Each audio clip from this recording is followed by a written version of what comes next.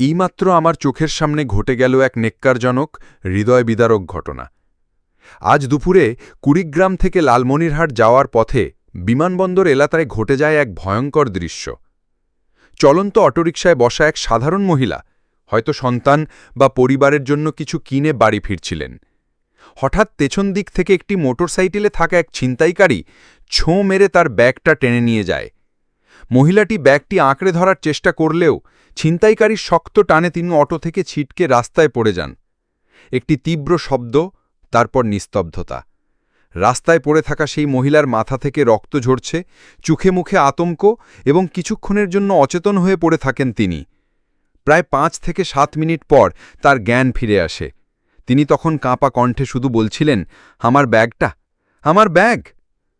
চারপাশে দাঁড়িয়ে থাকা মানুষগুলো হতবাক। কেউ কেউ সাহায্য করতে এগিয়ে আসছে, কেউ আবার ভিডিও করছে। কিন্তু এই সমাজের কাছে প্রশ্ন রেখে গেলেন সেই অসহায় মহিলা, আমি কি নিরাপদ? এই ধরনের ঘটনা কেবল একজন নারীর সঙ্গে না, বরং পুরো সমাজের নিরাপত্তা ব্যবস্থা, আইন শৃঙ্খলা এবং আমাদের মানবিকতা নিয়ে প্রশ্ন তোলে। রেড, প্রশাসনের দৃষ্টি আকর্ষণ করছি, দয়া করে এসব ছিনতাইয়ের বিরুদ্ধে কার্যকর ব্যবস্থা নিন। এবং আপনাদের সকলকে অনুরোধ করছি, চলন্ত গাড়িতে অতিরিক্ত সতর্ক থাকুন। ব্যাগ, মোবাইল, মূল্যবান জিনিসপত্র শক্ত করে ধরুন। এই সমাজে কেউ যেন আর রাস্তার মাঝখানে পড়ে এভাবে বলতে না হয়, আমার ব্যাগটা, আমার ব্যাগ।